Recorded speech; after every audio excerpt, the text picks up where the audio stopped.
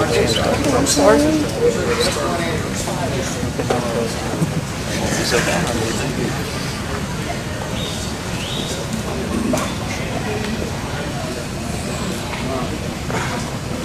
there are a lot of you.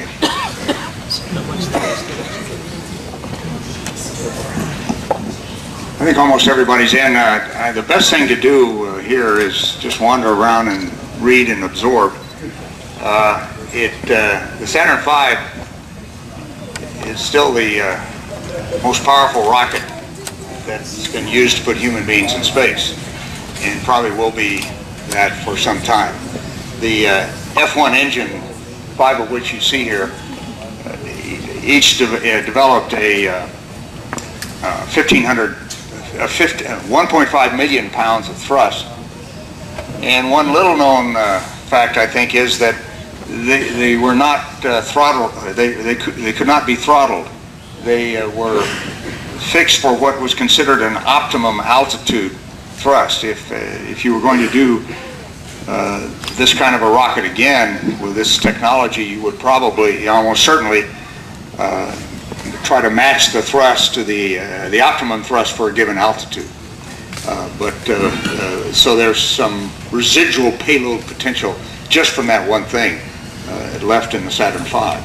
This particular Saturn V is the one that originally was programmed for Apollo 18. There's a long history of what happened to the Saturn V. It all began before Neil Armstrong ever landed on the moon, and that the contract to build Saturn V's was limited to 10 articles. And this would have been the third to last to fly to the moon on the original schedule. And so, unfortunately, unknown to a lot of people, and me in particular, the decisions were being made way back before Apollo really accomplished its mission to limit the use of this technology. And I think historically that was going to prove to be one of the most unfortunate decisions that was made in Washington back in the late 60s, is that this technology, extraordinarily robust as was demonstrated, it modified and upgraded over time with the advance of technology, could still be serving us today. And one thing that it gave us briefly the capability to do, and you hear some talk about this nowadays, relative to going to asteroids, which was talked about earlier, is that with the Saturn V we actually had the capability to intercept and deflect an asteroid or comet that might be on an Earth impact trajectory. So between about 1968 and 1972 we had that capability. We gave it up, but we had it. As those of you would end up reading some of the pages in the book that you'll be given later, we'll see where I think that this technology still is the baseline that we should look at when you're talking about heavy lift technology, looking to the future. Even though it's 50 years old in terms of what went into it, it still is robust. It has a great fuel choice. It has great engineering concepts associated with it. And with new materials, new computer, new manufacturing techniques and things like that, it I think still has offers the baseline against which you would evaluate other systems. Now this is the first stage that you're looking at right now. In the middle over there, you'll walk by the second stage.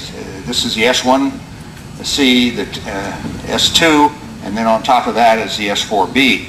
The S2 is powered by 5 J2 engines. Was powered by 5 J2 engines, which were hydrogen-oxygen engines. These were kerosene and oxygen. And the S4B, the top stage, was powered by one of those J2 engines. The J2 has found briefly some new life in that it was going to be re-engineered and uprated for use in the Constellation program. And in fact, a lot of that work had been done when Constellation was canceled. It may still have a life later on. We'll see what happens to it. But again, an outstanding development that has its origins way back in the what was then the Lewis Research Center, now the Glenn Research Center. The hydrogen-oxygen technology was developed there a long time ago. If any questions right now, but again, I strongly recommend that you just wander around, absorb it, and read some of the plaques to get all the numbers if you're interested in numbers about machines of this size. Why did they? We really ought to put another engine there, and if you do that, then a whole bunch of other problems are solved in terms of weights and operational techniques and things like that. So that's why it became the Saturn V, is because of that little discussion between Bob Gilruth and Werner von Braun. Any other questions? Yes, sir. If we decided tomorrow that we wanted to rebuild one of these things, how long would it take? Well, I know the machinery and everything's not there anymore. no, the tooling is not there. And as a matter of fact, even Mike Griffin said that had he had the tooling for the Saturn V available, that probably would have been his proposal to the President Bush on the launch vehicle for Constellation, the heavy lift launch vehicle. But the tooling wasn't there, and so from a cost point of view, he felt he had to go with the tooling that was available for solid rocket boosters for the space shuttle, even though most of that had to be redone anyway because of the Constellation designs. But nevertheless, that was the rationale that I was given for not uprating this particular concept. And there's a lot of uprating that could be done, as I've already mentioned some of it: materials, computers, manufacturing techniques, and the like. And so I would, I think that if you put your mind to it, private, and again, I think in terms of the private sector putting their mind to it, that taking this concept, doing a redesign of the concept, of the engineering concept, low pressure engines and the like, that you could have these starting to roll off the assembly line in less than 10 years, I think, without any question.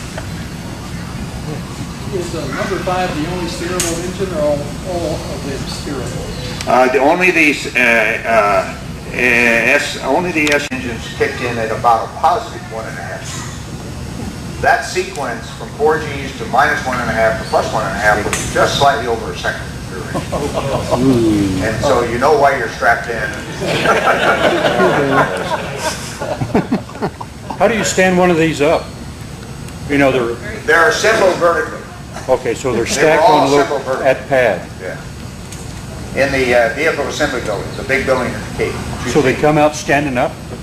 Yeah, they come out, and the mobile transporter, or crawler, was an engineering design derived from the mining in the Mesabi Range up in Minnesota.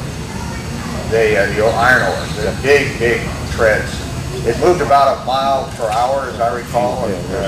And one of the big challenges in the early days was to figure out what kind of road bed to make. And every road bed they put down got chewed up by this crawler.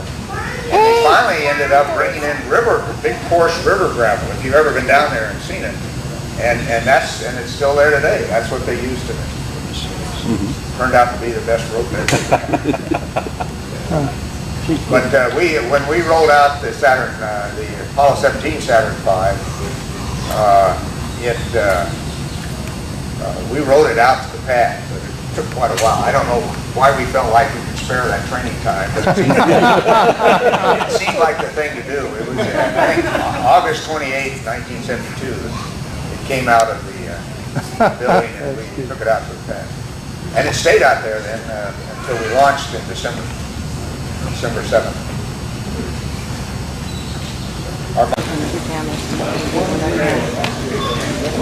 Things have changed. Go back.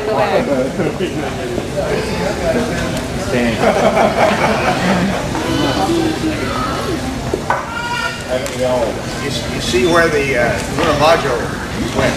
That was called the SLA, S-L-A. I'm trying to remember what that acronym stood for. And but when we undocked, then explosive bolts jettisoned the 4 leaves of the slot. They went off into space, and we watched them for a long time. They were flashing in the sun.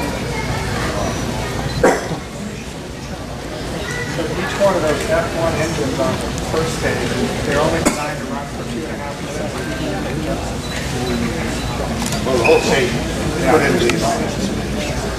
Did you get to drive the rover at all?